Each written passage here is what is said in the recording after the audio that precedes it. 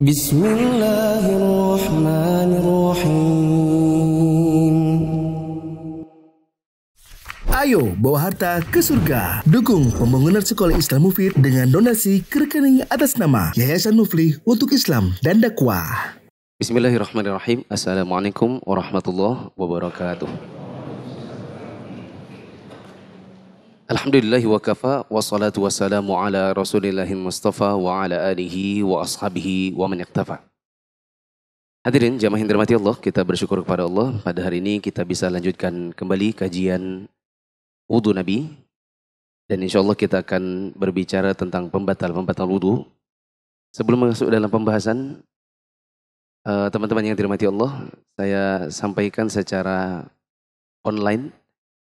Ada pertanyaan yang disampaikan kepada kami tentang perpindahan lokasi kajian yang intinya secara global ini adalah karena sesuatu dan hal dari kebijakan manajemen. Seperti itu saja. Kemudian teman-teman yang dirahmati Allah, mungkin ada yang baca status saya sehari terakhir.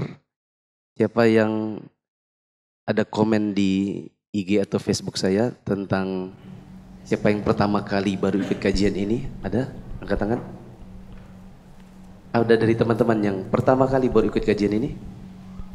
Satu. Kajian dengan saya maksudnya. Akhir dari mana? Dari Bekasi. Makassar. Oh, Makassar. Pertama kalinya kajian dengan saya. Baik. Boleh ke sini? Antum dari Makassar pindah ke sini atau?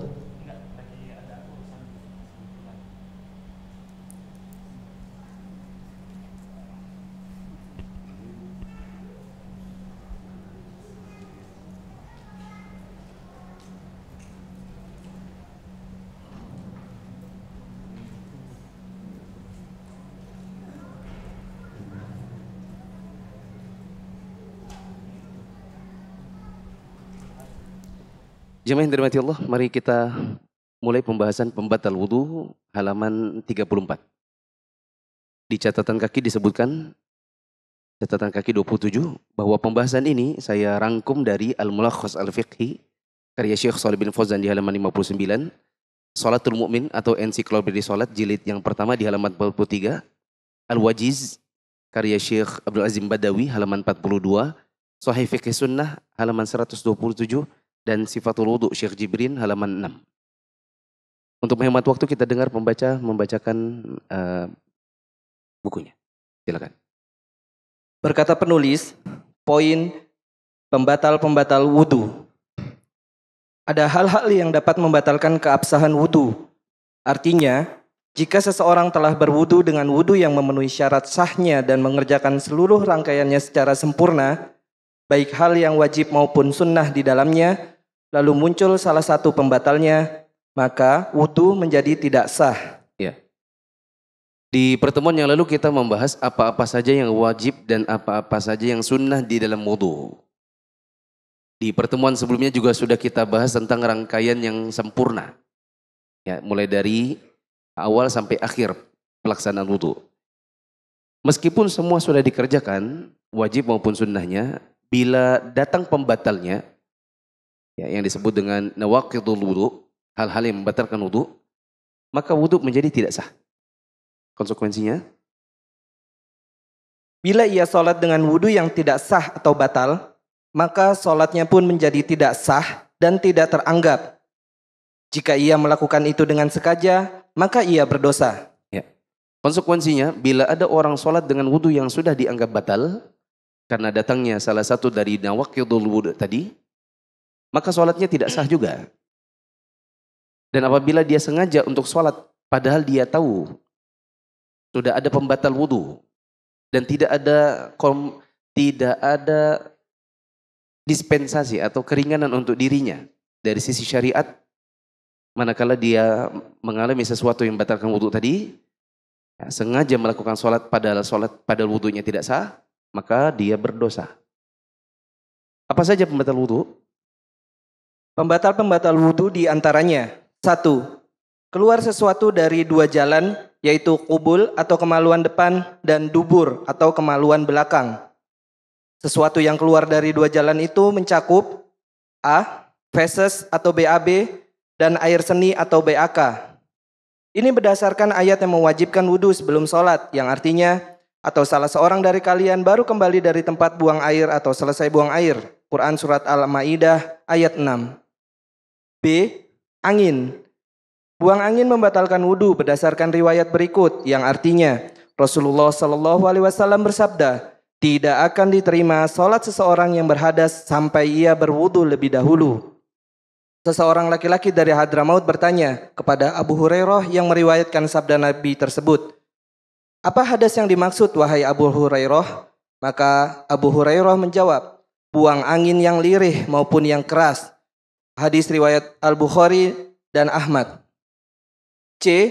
Air mani, mazi, dan wadi. Ketiganya membatalkan wudhu.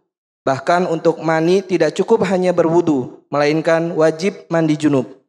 Dalilnya adalah riwayat Ali radhiyallahu anhu yang artinya, aku adalah lelaki yang sering mengeluarkan mazi, namun aku malu bertanya kepada Rasulullah SAW karena kedudukan putri beliau, yaitu Fatimah yang merupakan istri Ali. Maka aku disuruh Al-Miqdad bin Al-Aswad untuk menanyakan kepada beliau, apakah haruskah mandi atau cukup berwudu? Beliau SAW mengatakan, ia cukup mencuci kemaluannya dan berwudu. Hadis riwayat Al-Bukhari dan Muslim. Dalam riwayat lain ada tambahan yang artinya, ia cukup mencuci kemaluan serta kedua buah zakarnya dan berwudu. Hadis riwayat Abu Dawud, Ahmad, dan dinilai sahih oleh Syekh Al-Albani dalam Sahih Sunnah Abu Dawud. Dalam riwayat lain, Ali radhiyallahu anhu mengatakan yang artinya, aku adalah lelaki yang sering mengeluarkan air mazi. Setiap kali keluar mazi, aku mandi junub sehingga punggungku jadi sakit. Aku sampaikan hal itu kepada Rasulullah SAW. Beliau pun mengatakan, jangan lakukan itu. Jika itu yang kau lihat hanya mazi, maka cuci kemaluanmu dan berwudulah sebagaimana wudu untuk sholat. Jika engkau mengeluarkan air mani, maka mandilah. Hadis riwayat Abu Daud, Ahmad, dan dinilai sahih oleh Syekh Al-Albani dalam Sahih Sunan Abu Daud. Dilengkapi dengan riwayat dari Ibnu Abbas radhiyallahu anhuma yang mengatakan, yang artinya air mani, mazi, dan wadi termasuk hadas. Mani adalah air yang mengharuskan mandi junub.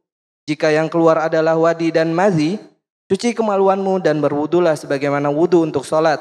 Asar sahabat Ibnu Abbas ini diriwayatkan oleh Al-Baihaqi dan Ahmad. D. Darah istihadoh. Darah istihadoh adalah darah yang rusak dan tidak sama dengan darah haid. Pembahasannya ini bisa dilihat di dalam buku-buku fikih kewanitaan. Seorang sahabiah, yaitu wanita kalangan sahabat Nabi, Fatimah binti Abu Hubaish radhiyallahu anha, pernah berkonsultasi kepada Nabi SAW perihal istihadoh yang dialaminya. Nabi berkata kepadanya yang artinya, berwudulah dan sholatlah karena istihadoh itu dari pembuluh darah yang pecah atau penyakit. Hadis riwayat Abu Dawud, An-Nasai, dan dinilai hasan oleh Syekh Al-Albani dalam Sahih Sunan Abu Dawud. Ya. Jamaah yang dirahmati Allah, pembatal wudu ada beberapa. Pembatal wudu yang pertama sudah kita baca tadi secara keseluruhan, yaitu keluarnya sesuatu dari dua jalan.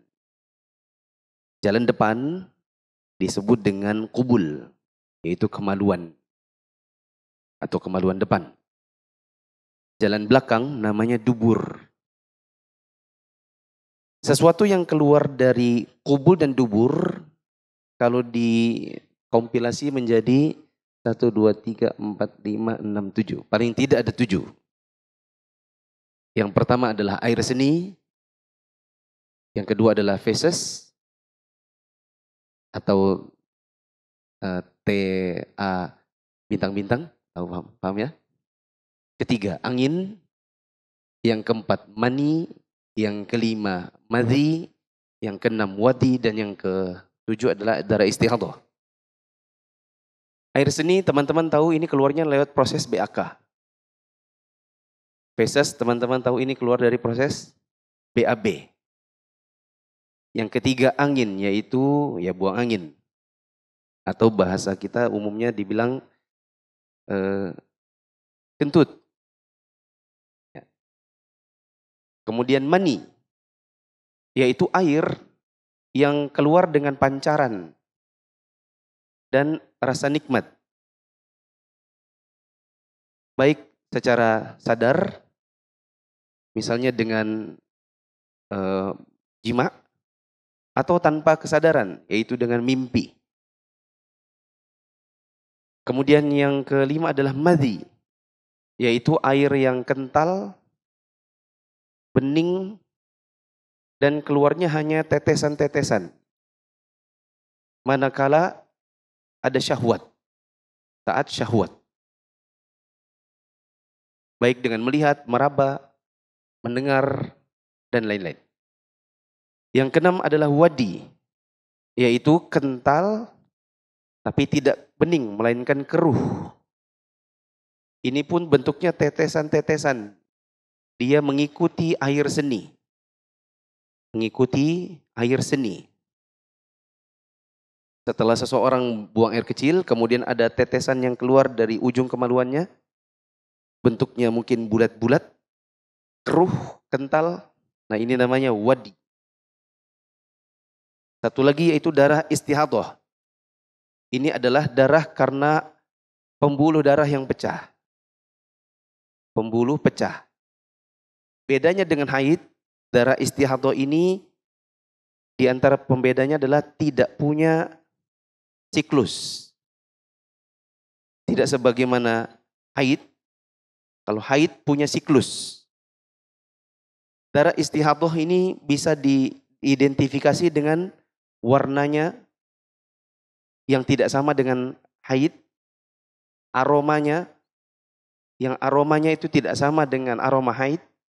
Satu lagi viskositas. Belajar fisika? Kekentalan. Viskositas. Ya.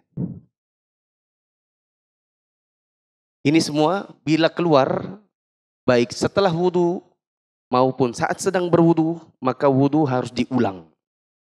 Bila nekat dilanjutkan atau malah sudah selesai malah pergi sholat, padahal keluar ini semua tanpa ada uzur, maka membatalkan wudhu.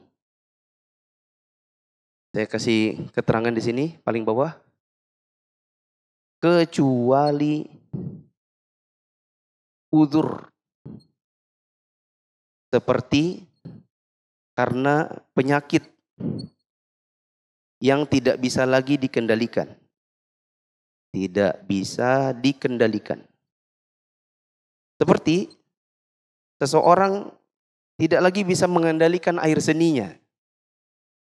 Pokoknya dia keluar, kapan air seni itu keluar dia tidak bisa kendalikan. Entah karena sakit prostat kah atau karena memang otot kemaluannya sudah tidak bisa jepit lagi kah, apakah istilah medisnya.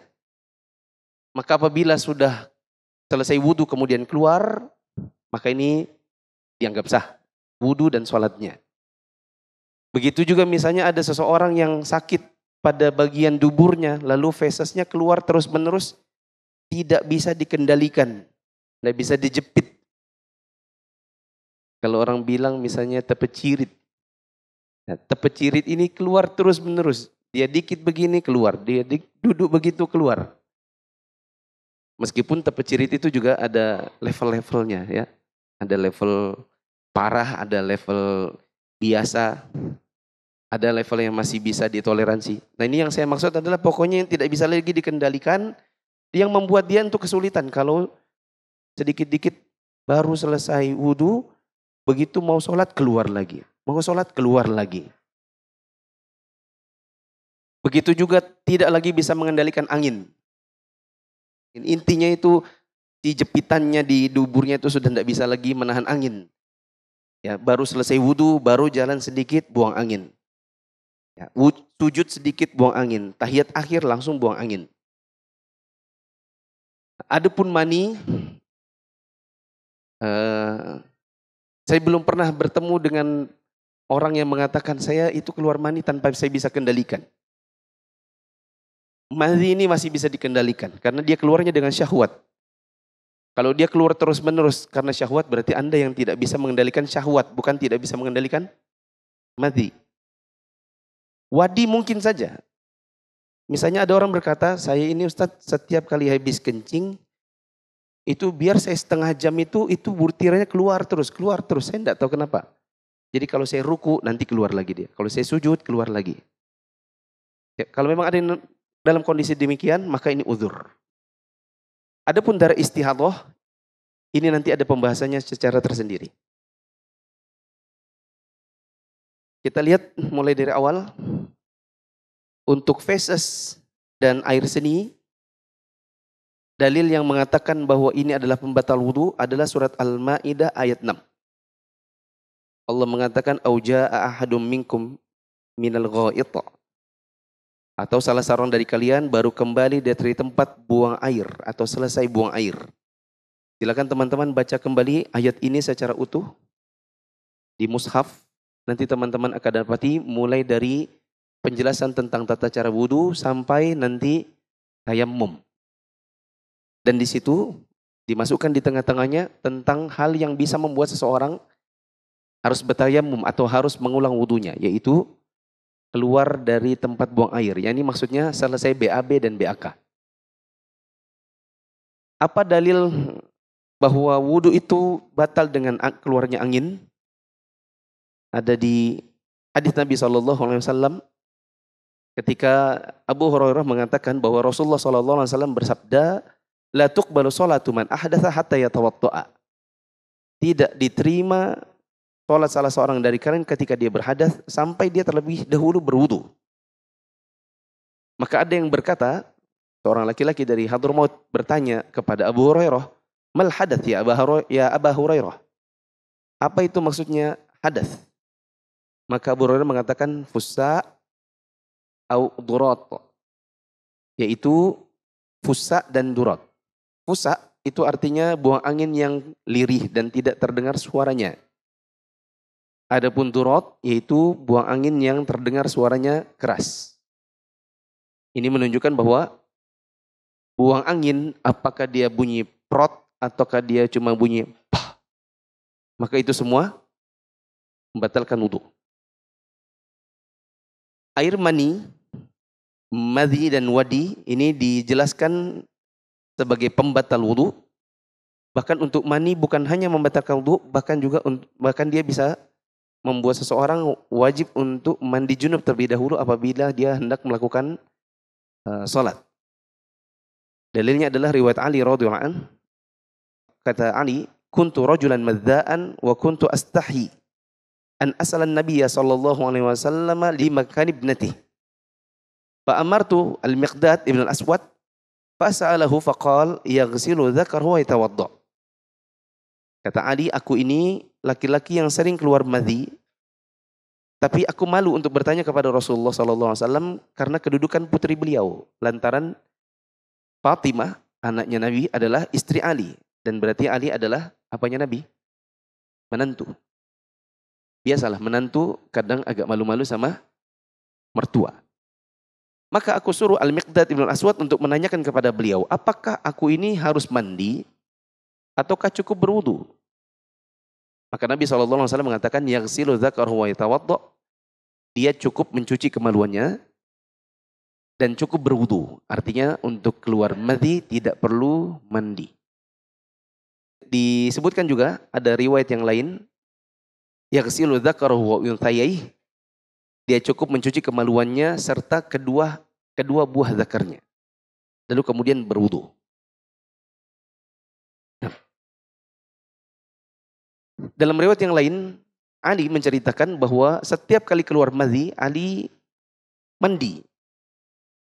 Sehingga punggungnya menjadi sakit. Lalu kemudian dia berkonsultasi kepada Nabi, maka Nabi mengatakan, jangan lakukan. Kata Nabi SAW, jika yang keluar hanya madhi, maka cukup cuci kemaluan dan berwudu sebagaimana wudu untuk sholat. Berbeda kalau yang keluar adalah mani, maka mani mewajibkan dia untuk mandi. Ya. Begitu juga disebutkan tadi, ada riwayat dari Ibnu Abbas radhiyallahu anhuma, kata beliau, air mani, madhi dan wadi termasuk hadas. Untuk air mani hadas besar. Untuk air madhi dan wadi hadas kecil. Atau ya hadas kecil. Adapun mani mengharuskan mandi, sedangkan wadi dan madhi cukup berwudu. Wallahu a'lam bishawab. Yang berikutnya adalah darah istihadah, yaitu darah karena pecahnya pembuluh darah. Teman-teman bisa melihat detail pembahasan ini di buku-buku fikih kewanitaan. Ini pernah dialami seorang sahabat wanita, yaitu Fatimah binti Abi Huwaish, di mana dia berkonsultasi kepada Nabi tentang istihadah. Maka Nabi SAW mengatakan, berwudu dan sholatlah, karena istihadah itu adalah pembuluh darah yang pecah. Penjelasan sedikit tambahan untuk yang ini, teman-teman, darah istihadah. Untuk wanita yang mengalami istihadah, maka wanita istihadah ini, yang dia lakukan pertama adalah cuci kemaluan. Cuci kemaluan. Kemudian wudu. Seperti biasa. Kemudian menggunakan pakaian yang bersih. Pakaian yang bersih. Yakni yang tidak ada darahnya. Karena ada ikhtilaf para ulama tentang darah. Apakah darah itu merupakan najis atau tidak. Intinya, gunakan pakaian yang bersih. Kemudian wanita yang istihadah ini apabila dia kesulitan karena banyaknya darah dan minimnya pakaian, serta kesulitan kalau harus terus-menerus sholat dengan pakaian yang harus digonta-ganti, maka dia bisa sholat dengan bentuk jamak suri. Jamak suri. Ada yang tahu apa itu jamak suri? Jamak suri itu artinya bukan jamak, tapi seperti jamak. Di mana sholat zuhur di akhir zuhur. Sholat zuhur di akhir zuhur. Jelang asar. Begitu azan asar, kerjakan asar. Jadi zuhur dengan asar dempet. Misalnya asar datang jam 3:30. Zuhur dia kerjakan jam 15.25. Jelang datangnya waktu asar. Begitu azan asar, maka dia kerjakan asar. Didempetkan zuhur dengan asar. Kenapa? Karena bisa jadi misalnya dia kalau harus terpisah-pisah zuhur di zuhur, asar di asar. Lalu kemudian dia merasa, aduh saya ini harus ganti pakaian lagi. Pakaian saja sudah minim. Lalu kemudian harus mencuci lagi. Mencuci saya sudah kecapean misalnya. Begitu juga maghrib dengan isya, dia kerjakan dengan jamak suri. Bila isya datang misalnya 7:30, dia baru mengerjakan maghrib jam 19.20 atau 19.25. Hampir datang isya. Jadi maghribnya ditaruh di akhir waktu maghrib. Datang waktu isya, pas azan, dia bisa kerjakan sholat isya. Jadi dempet. Tapi kalau dibilang jamak, ini bukan jamak. Kalau jamak itu waktu zuhur, asarnya masuk gitu. Kalau asar, zuhurnya masuk ke asar. Untuk maghrib dan isya, isyanya masuk di maghrib atau maghribnya di waktu isya. Itu kalau jamak asli. Karena jamak suri itu zuhur di zuhur, maghrib di maghrib, makanya dibilang jamak suri. Mirip jamak. Tapi bukan jamak. Ini solusi buat wanita istihadah. Tapi kita tidak usah panjang lebarkan karena pembahasan kita bukan di istihadah, melainkan di pembatal wudu. Tapi udah terlanjur saya ngomong. Ini baru nomor 1, keluar sesuatu dari kubul dan dubur. Yang kedua, silakan. Pembatal wudhu yang kedua adalah keluar najis dari selain kubul dan dubur. Jika yang keluar adalah feses dan air seni, atau misalnya lewat saluran buatan untuk yang sakit, maka membatalkan wudhu sebagaimana dia keluar dari kemaluan. Jika yang keluar adalah darah atau nanah, maka ada perbedaan pendapat di kalangan ulama. Yang lebih utama adalah berwudhu jika darah atau nanahnya banyak. Ya. Disebutkan di sini yang kedua adalah keluarnya najis tapi bukan dari jalur yang asli. Kubul, kemaluan depan itu biasanya mengeluarkan apa? Seni. Terus semua tadi apa itu?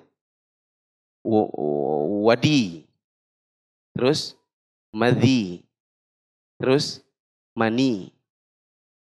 Kalau dari dubur biasanya keluar feses. Ada kondisi di zaman sekarang di mana orang sangat memungkinkan keluar seni atau feses bukan dari kubul dan dubur. Semisal seni ini keluarnya dari perut. Anggap saja begitu. Misalnya seseorang tidak punya kemaluan atau kemaluannya kenapa ya? Intinya rusak. Kemudian supaya tidak kembung kandung kemihnya dilarikan ke bawah perut misalnya. Ini orang, gimana gambar orang? Ini orangnya. Nah, seni yang biasanya dari sini keluarnya dilarikan ke pinggang misalnya. Lalu ada salurannya pipa.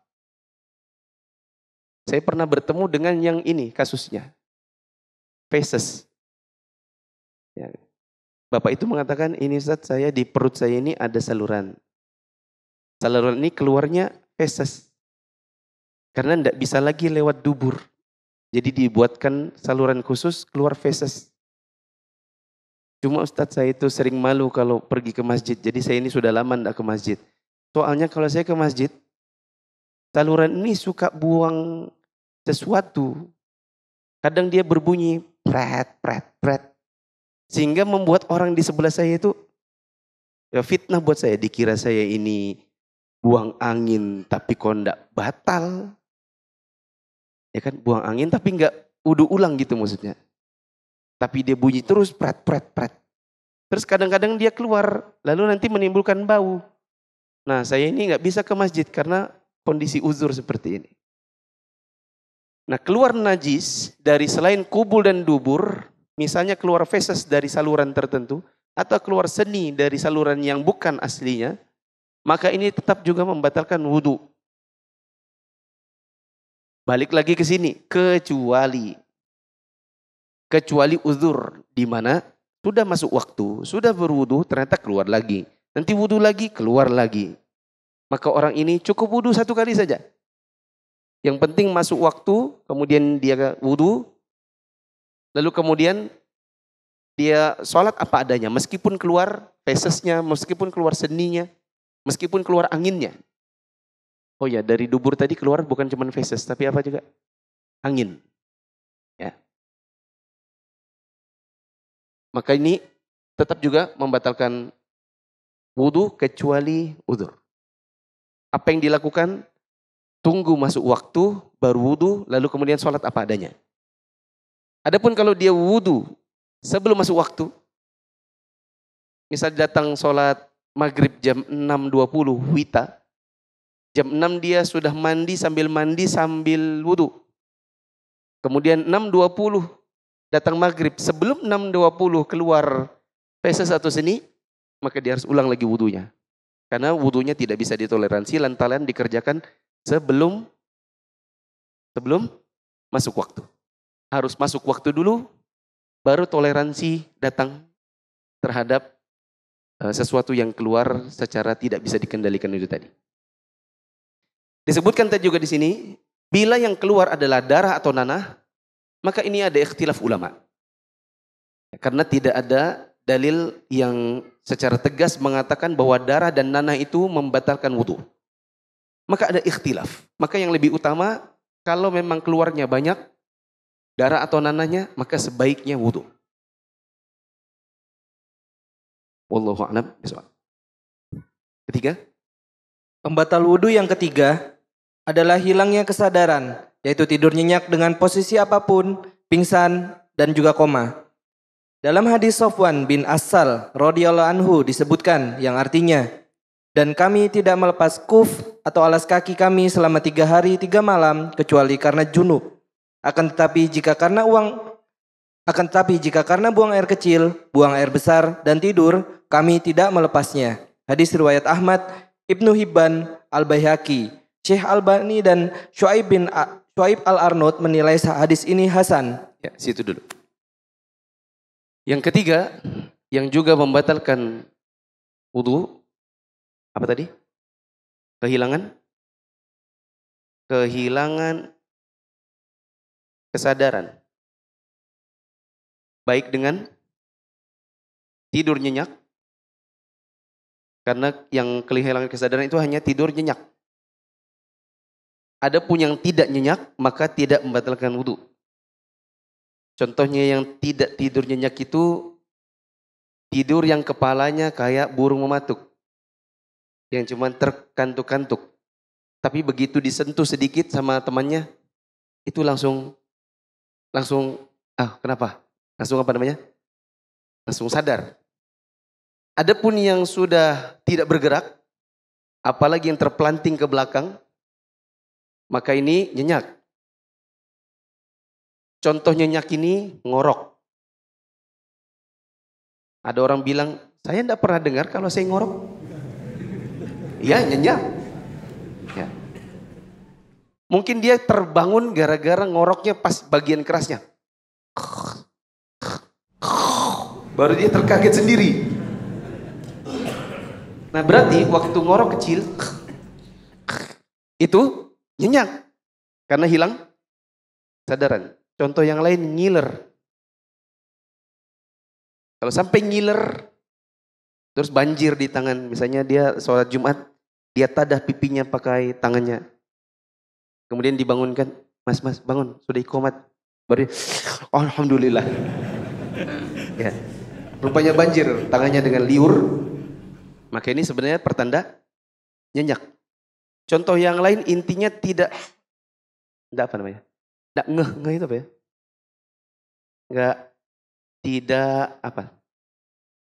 Tidak fokus. Tidak sadar lah. Tidak sadar terhadap suara. Misalnya khotibnya sudah alhamdulillahirabbil alamin, aqimis shalah. Allahu akbar, asyhadu an la. Dia tidak sadar dengan suara iqamat itu. Ditepuk beberapa kali baru bangun. Ini tidur nyenyak. Contoh lain tidak sadar, misalnya tidak sadar dengan tepukan. Beberapa kali baru sadar. Contoh yang lain menjatuhkan barang. Misalnya dia pegang pena. Dari tangannya jatuh pena tersebut. Ya, dan dia tidak sadar. Ya, maka ini sudah kehilangan kesadaran. Contoh lain dari kehilangan kesadaran apa tadi? Pingsan. Yang ketiga tadi apa? Koma. Ini semua membatalkan wudu. Nah, azan dulu.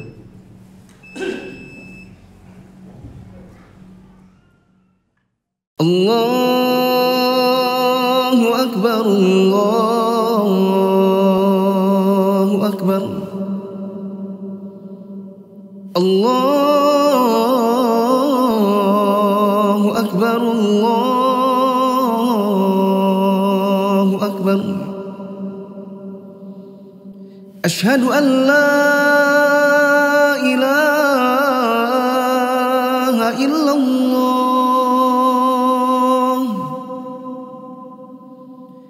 Asyhadu an la ilaha illallah. Asyhadu anna Muhammadar Rasulullah.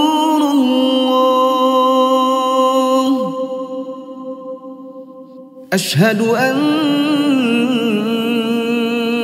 Muhammadar Rasulullah.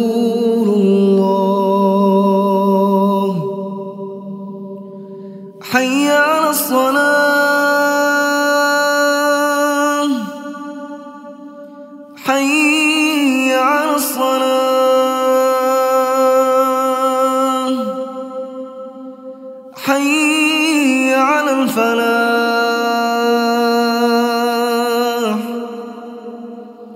حي على الفلاح الله أكبر الله أكبر لا إله إلا الله.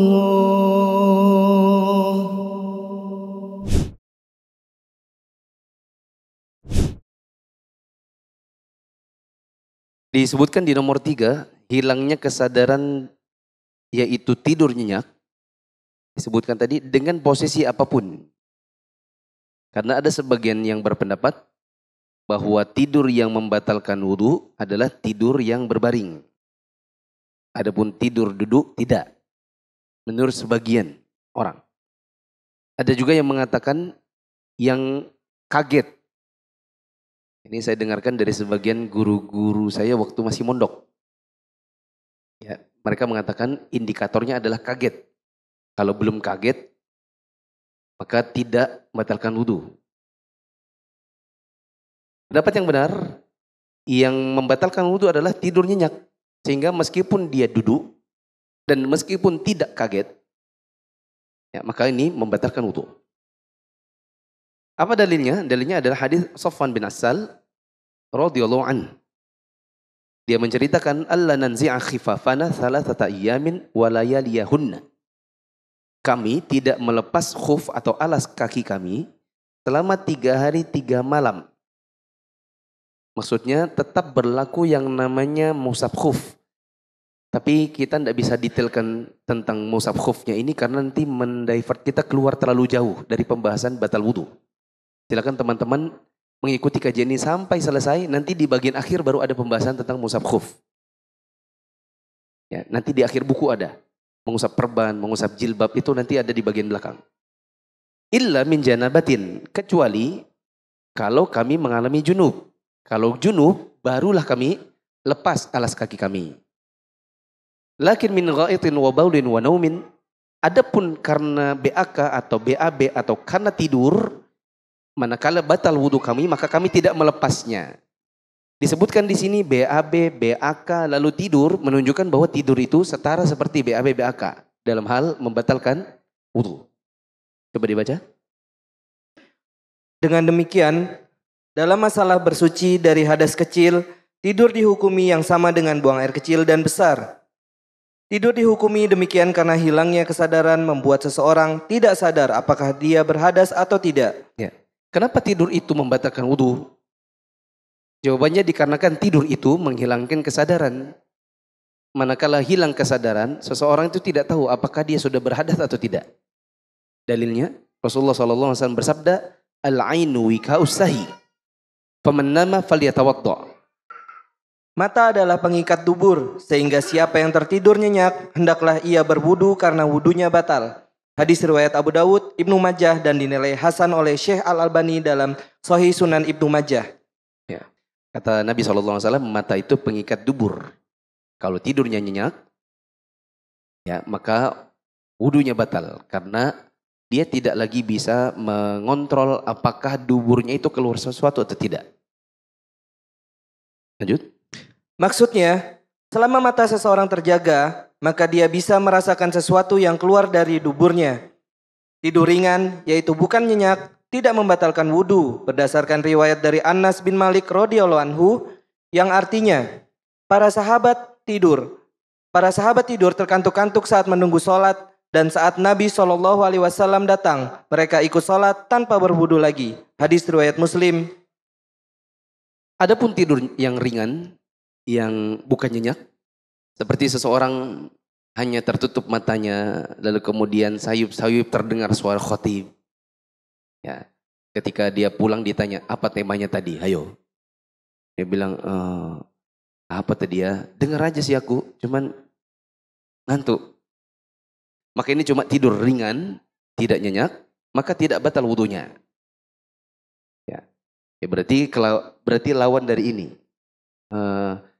Dia itu peka, masih dia sadar terhadap suara, masih sadar terhadap tepukan. Atau sadar pulpen di tangannya jatuh. Ya, ketika ditepuk sedikit, tek, dia langsung noleh. Apa?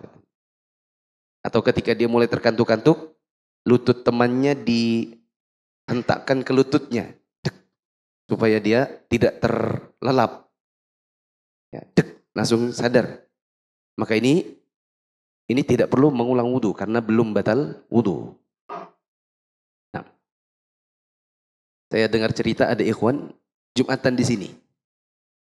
Di belakangnya ada ikhwan yang ngorok. Ya. Kemudian dia agak bersandar ke belakang, dihentakkan punggungnya ke kepalanya si yang ngorok ini. Dihentak berkali-kali, tidak bangun. Berarti orang tersebut nyenyak. Cuma dia bingung. Bagaimana caranya? Sudah saya hentak dia nggak bangun-bangun. Apakah boleh saya colek dia atau saya jambak kah? Dicubit begitu misalnya ke belakang. Kapan saya boleh mengatakan kepada dia, berwudu lagi, kamu tadi sudah nyenyak. Sementara kalau menunggu khutbah kedua selesai, khawatirnya dia berlari ke belakang, kemudian masuk sudah masbuk. Bolehkah saya mengatakan kepada si yang ngorok ini, kamu tadi ngorok, segera keluar. Saat sedang duduknya khotib di atas mimbar. Ya. Teman-teman ada yang tahu? Kira-kira bagaimana cara dia ngasih tahu? Kamu tadi ngorok. Sudah ku hentak kepalamu tadi ndak sadar kamunya. Segera keluar. Kapan dia bisa bicara seperti itu? Kalau selesai khutbah, khawatirnya dia masih merangsek ke belakang, kemudian di sana wudunya lama, lalu pas kembali sudah masbuk. Jawabannya, dia boleh berkata demikian, berucap saat khotib sedang duduk di atas mimbar di antara dua khutbah. Karena saat khotib sedang duduk di antara dua khutbah, tidak ada kewajiban kita untuk memperhatikan dia karena dia tidak sedang bicara. Maka boleh langsung menginformasikan dengan lisan. Segera keluar. Apa dalilnya bahwa tidur yang ringan itu tidak membatalkan wudu? Kata Anas bin Malik radhiyallahu anhu, "Kana ashabu Rasulillah sallallahu alaihi wasallam yanamuna." Ya. Para sahabat mereka terkantuk-kantuk saat menunggu Nabi SAW keluar untuk sholat. Tsumma yusalluna wa la yatawaddu'un. Ketika Nabi SAW datang, mereka langsung bangkit untuk ikut sholat tanpa berwudu lagi. Menunjukkan bahwa hanya terkantuk-kantuk itu tidak membatalkan wudu. Saya cukupkan di sini. Kita tadi terluput satu catatan kaki. Coba naik terlebih dahulu catatan kaki nomor 28. Coba dibaca. Catatan kaki nomor 28. Ini tentang buang angin. Ya. Sebagian orang mengira bahwa buang angin yang membatalkan wudu adalah yang ada suara atau baunya saja. Sebagian orang mengira buang angin yang membatalkan wudu itu kalau ada suaranya atau kalau ada baunya. Ketika ditegur, kamu tadi kayaknya buang angin. Enggak kok, enggak ada suaranya kok. Enggak bau kan? Ya memang enggak bau. Nah berarti enggak batal katanya. Apa dalil mereka? Mereka berdalil dengan hadis Nabi SAW tentang orang yang mendapati sesuatu di duburnya dan membuatnya ragu apakah sholatnya batal atau tidak. La yansarif hatta yasma'a sautan aw yajri rihan. Janganlah ia batalkan sholatnya sampai ia mendengar suara atau mencium bau. Hadis riwayat Al-Bukhari, Muslim. Ya. Dalil mereka, sabda Nabi SAW, la yansarif hatta yasma'u sautan aw yajida riha. Jangan dibatalkan sholatnya sampai dia mendengar suara atau mencium bau. Ini arahan Nabi kepada orang yang ragu-ragu apakah di duburnya itu memang keluar angin atau tidak. Dia konsultasi kepada Nabi tentang kayaknya itu di dubur saya itu entah itu ada sesuatu gitu. Apakah batal wudunya? Maka Nabi SAW cuma mengatakan jangan dibatalkan wudunya atau jangan dibatalkan sholatnya sampai dia mendapati bau atau suara. Mereka mengira pemahamannya apa adanya. Oh berarti kalau buang anginnya tidak ada suara atau bau berarti tidak usah dibatalkan. Berarti wudunya tetap sah. Padahal, coba dibaca. Padahal suara dan bau yang dimaksud dalam hadis di atas adalah indikator keyakinan. Manusia tidak mungkin menolak bahwa dia mengeluarkan angin jika ada suara atau bau. Jadi, yang dimaksud Nabi dalam hadis tersebut adalah jangan membatalkan sholat kecuali yakin telah keluar angin, baik bersuara ataupun berbau maupun tidak. Karena itu pula dalam hadis Abu Hurairah yang disebutkan di atas, angin dibagi dua, yaitu fuso atau lirih dan turot atau keras. Ya. Maksudnya Nabi jangan dibatalkan sholatnya sampai mendengar suara atau bau. Maksudnya begini, jangan dibatalkan kecuali yakin buang angin. Dan umumnya orang yakin dia itu buang angin bila ada suara atau bau. Ya. Kadang-kadang tidak bersuara tapi ada bau. Kadang-kadang ada bau tapi tidak ada. Bahkan kadang-kadang ada buang angin, tidak ada suara, tidak ada bau, tapi orangnya tahu persis bahwa itu buang angin. Maka yang dimaksud Nabi di sini adalah keyakinan. Maka meskipun buang anginnya tidak ada suara dan tidak ada bau, kalau Anda betul-betul yakin tadi keluar angin, maka wudu Anda batal, sholat Anda batal. Itu maksudnya. Makanya Abu Hurairah bilang, turot, fusa. Ketika ditanya, mal hadas, ya Abu Hurairah, apa itu hadas? Kata Abu Hurairah, fusa yaitu buang angin lirih atau durot, buang angin keras. Ini menunjukkan bahwa buang angin itu tidak dipertimbangkan soal suara atau tidak dipertimbangkan soal bau, tapi keyakinan. Karena berapa banyak orang karena sudah rakaat keempat, sudah hampir keluar, ditahannya betul-betul, sekuat tenaga itu di duburnya gitu. Tapi ternyata tetap aja keluar sedikit, gitu. Ya, tidak ada suara, tapi dia yakin kayak ada balon kecil meletup di ujung duburnya. Maka itu tetap batal. Catatan kaki yang terakhir tadi ada di nomor 29. Catatan kaki nomor 29.